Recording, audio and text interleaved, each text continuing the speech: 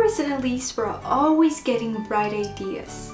You might see them whispering behind the big armchair in the dining room, under the stairs, or in the coal cellar. Then there would be a yell and a rush to find Mother. "Mama!" they would cry. "We've just got a bright idea. We would like to..." Then they would tell Mother their new plan. Perhaps for a new game, or perhaps for something to do at school.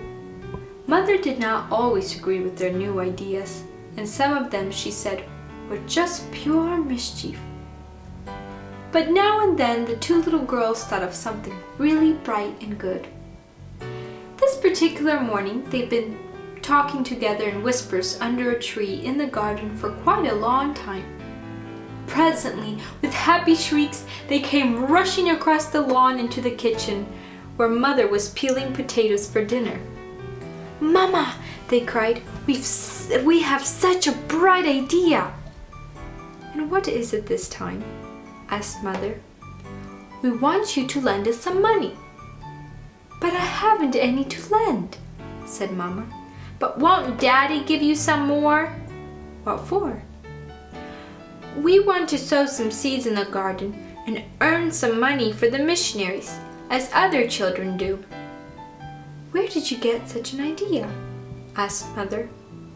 "Why, at the children's meeting last week. A missionary told us about some little girls who grew mustard and crew for missions. We want to do the same. They made lots of money." Well, Mother gave in, and when Dad came home, she persuaded him to lend the children 10 cents each to buy some mustard and cream seed.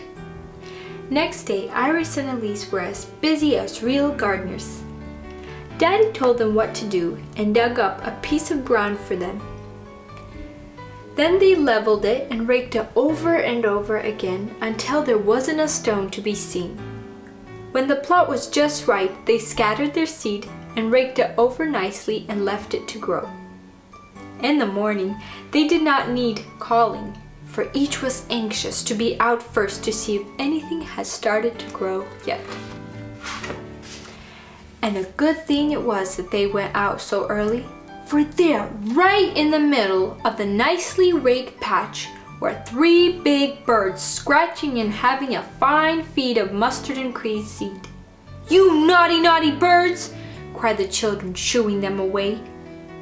They found that the birds had done a great deal of damage, and they had to get some more seed to make up for what they had eaten. This time, however, Mama let them have some mosquito netting to stretch over the garden until the plants were grown. In a day or two, the seeds began to throw out little white shoots. A little while later, it seemed almost in a night, up jumped the tiny green leaves. It was so much fun to watch these plants growing. Of course, they had to be watered so much. The only danger was that the seeds might get drowned if they were watered too much. Up and up grew the tiny plants, all so thick together. What a wonderful show it was! It seemed as if God must be helping these seeds to grow especially well, because they were going to help the missionaries. About 2 weeks from the day that the seeds were sown, Daddy said it was nearly time to cut the greens. What a moment of joy it was when clip, clip, clip went the scissors through the white stacks, cutting off the seeds, roots, and soil. And what greater joy when the mustard and cream neatly packed in a basket. The children marched up to the house to sell it to Mama. Yes, Mama bought it. Then the children purchased some more seeds and sowed it again. When they grew, they had so much cruse and mustard they had to sell some to the lady who lived next door. Then they sowed again, and by they had so much they had to ask the grocer to buy some. Each time they sold some mustard and cruse, they put some of the money away in a box, which they resolved not to open until the missionary came again to the children's meeting. That was in about 6 months, but at last the day came. Tense excitement prevailed when the box was opened. There were several quarters in it, some dimes, many nickels and pennies. After the service, the children took the money up to the missionary and told him it was to help the little black boys and girls in foreign lands about Jesus. "Thank you so much," he said, "but where did you get all this money?" Iris and Elise paused and blushed. Then Iris, who was a little older and bigger, said, "It all came out of a bright idea." And then, of course, he took the story and told other little boys and girls about this bright idea.